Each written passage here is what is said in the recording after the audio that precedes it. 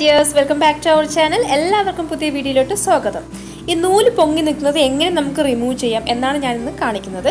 ഇതെല്ലാവർക്കും ഒത്തിരി യൂസ്ഫുൾ ആകുമെന്ന് വിചാരിക്കുന്നു. കുറേ മെത്തേഡ് ഉണ്ട്, അതിൽ ഏറ്റവും സിമ്പിളായ ഒരു മെത്തേഡാണ് ഞാനിവിടെ ചെയ്യുന്നത്. അപ്പോൾ നമുക്ക് നോക്കാം. നമ്മുടെ ഷേവിങ് റേസറാണ് ഞാനിവിടെ യൂസ് ചെയ്യുന്നത്. അത് വെച്ചിട്ട് നമുക്കിങ്ങനെ പതുക്കെ ഇതിന് മുകളിലൂടെ ഇങ്ങനെ ഷേവ് ചെയ്ത് എടുക്കുന്നതാണ്. ഒരുപാട് പ്രഷർ കൊടുക്കരുത്, സോഫ്റ്റായിട്ട് ലൈറ്റായിട്ട് ഇങ്ങനെ വലിച്ചു വിട്ടാൽ മതി. ആ നൂലെല്ലാം വരും.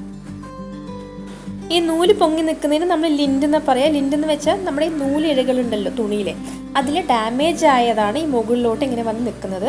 നമുക്കതിങ്ങനെ റിമൂവ് ചെയ്യാം.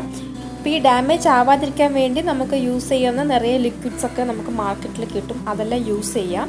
പിന്നെ മെയിനായിട്ട് ഈ ചുരിദാറിൻ്റെ ബ്ലൗസിൻ്റെ ഒക്കെ എല്ലാവിടെയും ഇങ്ങനെ നൂല് പൊങ്ങിയില്ലെങ്കിലും ഈ അണ്ടർ ആംസിൻ്റെ ഭാഗത്തെല്ലാം ഇതിങ്ങനെ കാണും. അപ്പോൾ അങ്ങനെ കുറച്ച് ഭാഗത്തൊക്കെ ആണെങ്കിൽ നമുക്ക് ഇങ്ങനെ ഈസി ആയിട്ട് ചെയ്യാം. പിന്നെ ലിൻഡ് റിമൂവർ എന്ന് പറഞ്ഞിട്ട് ഒരു മെഷീനുണ്ട്, നമ്മൾ ഹെയർ ഡ്രയറിൻ്റെ ഒക്കെ വലിപ്പം വരുന്ന അതുപോലെ ഇരിക്കും കാണാനൊക്കെ. അങ്ങനെ ഒരു മെഷീൻ നമുക്ക് വാങ്ങിക്കാൻ കിട്ടും, അത് യൂസ് ചെയ്യാം. ഇതാകുമ്പോൾ നമുക്ക് ഈസി ആയിട്ട് എല്ലാവരുടെ വീട്ടിലും റേസർ ഉണ്ടാവും, അത് വെച്ചിട്ട് ചെയ്യാവുന്നതേ ഉള്ളൂ. അത് ചെയ്തതിൻ്റെയും ചെയ്യാത്തതിൻ്റെയും വ്യത്യാസം കണ്ടു.